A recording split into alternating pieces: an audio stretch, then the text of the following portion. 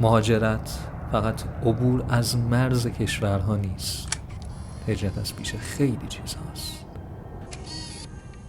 ترک وطن، ترک خانواده، ترک آغوش مامان، بابا،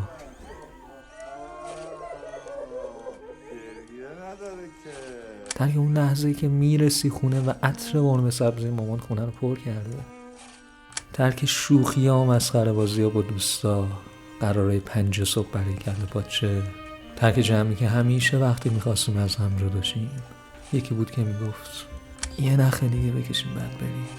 سیگار داری؟ ترک قدم زدن تو خیابون ولیعصر، باغ فردوس، آوازه زیر پلخاجو، آرامش حافظیه، فالوده ارگ، پرونده رودبار، ابی گوش شدن تو جاده چالوس، جیگر خوردن تو سیابیشه، آش خوردن تو ترقبه، حس رهایی قشم، عظمت بندر چابهار. تمام اینا همزمان با ورود به یه فرهنگ جدید میتونه احساسات و چالش‌های بیشماری برای ما ایجاد کنه.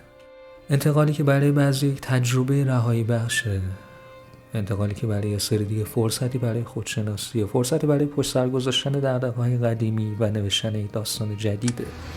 ممکنه موجی از انرژی، امید و هیجان رو تجربه کنیم، تجربه از جنس یک تولد دوباره، اما برعکس میتونه همزمان طوفانی از احساسات رو هم همراه خودش داشته باشه، مثل تنهایی، نوستالژی و گم شدن، احساس تعلق نداشتن به یک مکان، انگار که گذشته و ریشه خودمون رو داریم توی یک چمدون بزرگ حمل می‌کنیم و بار اون به شدت روی دوشمون سنگینی می‌کنه و بیشتر اوقات هر دوی این حسای متناقض به طور همزمان. خدافزی کردم. من موقع خدافزی خانواده رو دیدم گریه می‌کردم، دوستان گریه می‌کردم.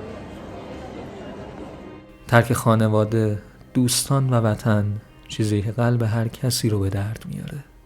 مهاجرت فقط درباره این نیست که راه و افق‌های جدیدی برای آیندمون باز کنیم. مهاجرت اغلب با یک نیاز عمیق، یک آرزو، یک رویا هدایت میشه. مهاجرت میتونه فرار باشه، میتونه جستجویی برای آزادی یا یک زندگی بهتر باشه. اما با هر هدفی انتخاب این مسیر مثل این میمونه که تیکه از قلبمون رو پاره کنیم، بکنیم و خلایی رو باقی بذاریم که شاید هیچ وقت کاملا پر نشه. زخمی که به سختی بسته میشه، اشتیاقی برای گرمای آغوش‌های آشنا و خنده به خاطرات مشترکمون، برای خانواده. مهاجرت برای افرادی که میمونن هم سخته، اگر سخت تر نباشه. همیشه هم از سختی مهاجرت برای مهاجر گفتن، ولی هیچکی از سختی کسانی که موندن نمیگه.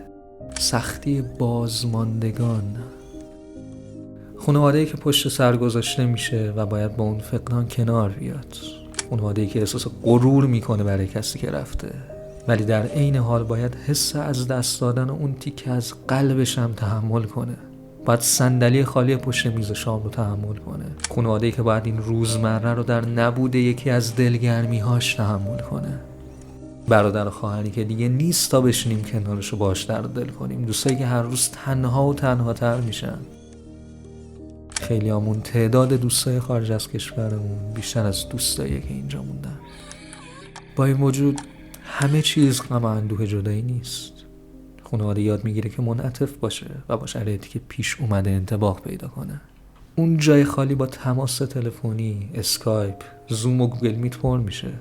درسته که برای پر کردن اون فقدان شاید کوچیک باشه، ولی آدم با همین چیزا آرامشش رو پیدا میکنه، مگه نه؟ در نهایت مهاجرت یک تصمیم پیچیده است، یک انتخاب عمیق که هسته اصلی تجربه ما رو با عشق، با جدایی، رویا، شجاعت و فداکاری تحت تاثیر قرار میده. همونقدری که میتونه روابط رو کاهش بده، میتونه با تشویق و حمایتی که به دنبالش میاد پیوندها رو تقویت کنه. اما هر چی که باشه، مهاجرت سفریه که هیچ قلبی رو دست نخورده باقی نمیذاره. برای خیلی همون فرودگاه امام دیگه فقط یه فرودگاه نیست، بلکه قبرستون خیلی از روابطه. یکم استراحت کن بعد دوباره. آره، جایی که تا این حد جدایی رو به خودش دیده، حتما یک قبرستونه. تجربه شما از مهاجرت خودتون یا اطرافیانتون چیه؟ برام بنویسید تا شاید مرهمی باشیم برای هم دیگه.